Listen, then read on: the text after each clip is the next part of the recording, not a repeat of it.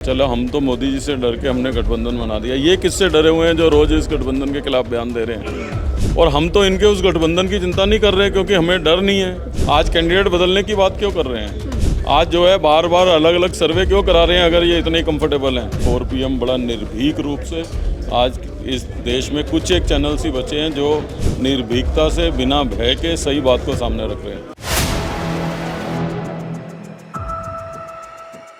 India alliance की लगभग दिल्ली से लेकर यूपी और हरियाणा को लेकर जो सीट शेयरिंग का मुद्दा था वो लगभग सॉल्व हो चुका है और दिल्ली की 7 सीट पर तय हो चुका है कि एक तरफ 4 सीटों पर आम आदमी पार्टी के उम्मीदवार होंगे तो 3 पर कांग्रेस होंगी। सबसे पहले सवाल ये करूँगी, किस तरीके से आप इस फैसले को देख रहे हैं जो एक गठबंधन आप लोगों के बीच में सीट शेयरिंग का हो गया, कैसी उम्मीद आप दोनों पार्टी? देखिए, सबसे पहले मैं 4 PM को दिल्ली का चैनल शुरू करने के लिए मुबारकबाद देना चाहता हूं। मुझे मालूम है कि 4 PM बड़ा निर्भीक रूप से आज इस देश में कुछ एक चैनल्स ही बचे हैं जो निर्भीकता से बिना भय के सही बात को सामने रख रहे हैं। तो मुझे खुशी है कि आप लोगों ने दिल्ली का चैनल शुरू किया है और आपको मेरी बहुत शुभकामनाएं हैं और बहुत मुबारकबाद है। देखिए, इंडिया गठबंधन जब से बना है तब से भारतीय जनता पार्टी बुखलाई हुई है और निरंतर आप देख रहे हैं कि दिल्ली और दिल्ली के लोग जो हैं, जब आप इतने कंफर्टेबल हो, जब आपको लग रहा है कि आपकी लहर चल रही है,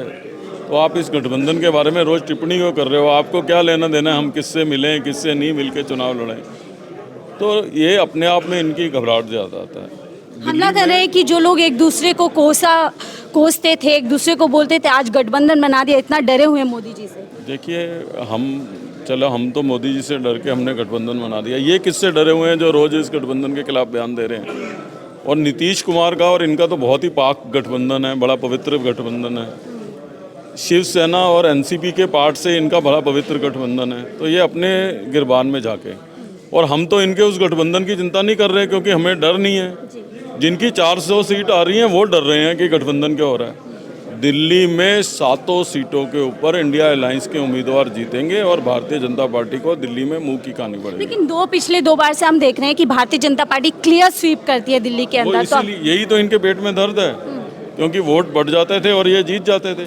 आज जो ये अलायंस कर रहे हैं तो इसीलिए कर रहे हैं। आज कैंडिडेट बदलने की बात क्यों कर रहे हैं? आज जो है बार बार अलग अलग सर्वे क्यों करा रहे हैं अगर ये इतने कंफर्टेबल हैं? तो जब कंफर्टेबल है तो कोई भी जीत जाएगा। तो आप अपने आप इनकी, हमने तो आज तक नहीं बोला कि इनका इससे क्यों गठबंधन है, इनका उससे क्यों गठबंधन है। भाई, आप पॉलिटिकल पार्टी हो, जिससे मर्जी गठबंधन करो। हमारे गठबंधन से ही इनको परेशानी है, तो आप उसी से अंदाज़ा लगा सकते हैं कि ये किस मनोस्थिति में है। आम आदमी पार्टी भी ये दावा कर रही है कि उन पर जो है प्रभाव बनाया जा रहा है, उन पे प्रेशर बनाया जा रहा है इस गठबंधन को तोड़ने के लिए। इस पर आप क्या? देखिए, मैं तो कह ही रहा हूँ, ये तो भारतीय जनता पार्टी तो पूरा देश जानता है मेरे कहने से क्या होता है कि ये तो तमाम तरीके के हथकंडे बनाते हैं सत्ता को पाने के लिए, तो ये कुछ भी कर सकते हैं।